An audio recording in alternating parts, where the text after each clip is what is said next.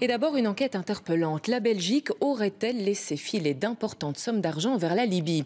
En tout cas, selon un rapport de l'ONU, elle n'aurait pas respecté le gel des avoirs de Mouammar Kadhafi, l'ex-leader libyen. Une somme de 14 milliards a bien été bloquée, mais pas les intérêts. Maïté Warlan. C'est ici, au siège de la banque Euroclear à Bruxelles, que les 14 milliards de Mouammar Kadhafi devaient être gelés depuis 2011. En 2017, 2 avocats mènent l'enquête pour le prince Laurent qui réclame son argent à la Libye. Et ils découvrent le poteau rose. Oui, les 14 milliards sont bel et bien gelés, mais pas les intérêts.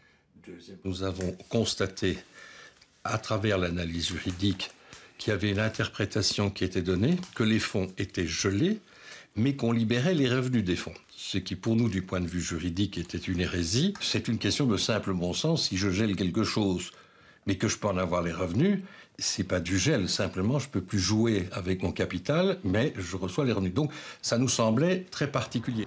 En tout, depuis 2012, ce serait entre 3 et 5 milliards d'euros qui auraient disparu. L'ONU est mise au courant. Elle délègue un groupe d'experts qui viennent enquêter en mai dernier à Bruxelles. Et en septembre, le coup près tombe. La Belgique n'a pas respecté la résolution de l'ONU. Euroclear transférait les intérêts et autres rémunérations dans des comptes spéciaux, distincts des avoirs gelés. Le groupe d'experts estime que ces versements d'intérêts et autres rémunérations ne sont pas en conformité avec le gel des avoirs. Nous posons donc aujourd'hui 2 questions. D'abord, qui a autorisé le dégel des intérêts? La banque ne pouvait pas décider seule du dégel de l'argent. Il fallait donc l'autorisation du ministre des Finances et l'accord des Affaires étrangères, soit Johan van Overtveld et Didier Reynders. Didier Reynders qui était ministre des Finances juste avant son collègue de la N-VA. Nous les avons sollicités directement à plusieurs reprises.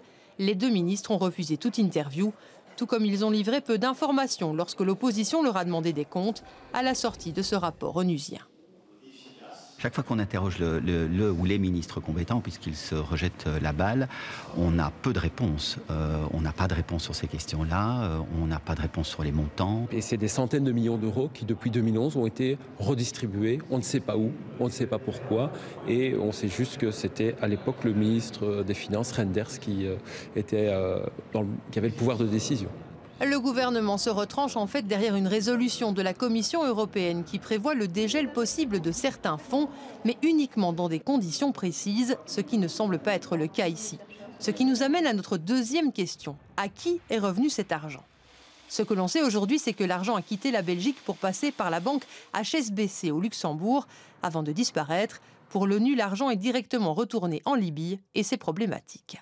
De plus, au vu de l'instabilité qui règne dans le pays, de l'existence de différends portant sur l'autorité de la Libyan Investment Authority et de l'absence de mécanismes de surveillance, cette situation peut engendrer des malversations ou des détournements de fonds. Nous avons rencontré une source proche du milieu des agents secrets. Sous couvert d'anonymat, il témoigne. Depuis 7 ans, on constate que les factions ont trouvé tout l'armement qu'il leur fallait. Certains pays les ont ouvertement armés, mais ils ont trouvé l'armement probablement par d'autres voies. Et il y a eu 1 ou 2 scandales liés à des avions stoppés sur l'aéroport d'Ostende avec des armes à l'intérieur. Et en conséquence, je pense que le rôle de la Belgique n'est pas neutre. Vous choisissez de nous parler en anonyme aujourd'hui. Est-ce que ça veut dire que vous avez aussi peur quelque part? Oui, j'ai peur et j'ai déjà été menacé. Aujourd'hui, le judiciaire s'en mêle. Le juge Michel Claes a été saisi de l'affaire à Bruxelles. L'enquête est en cours.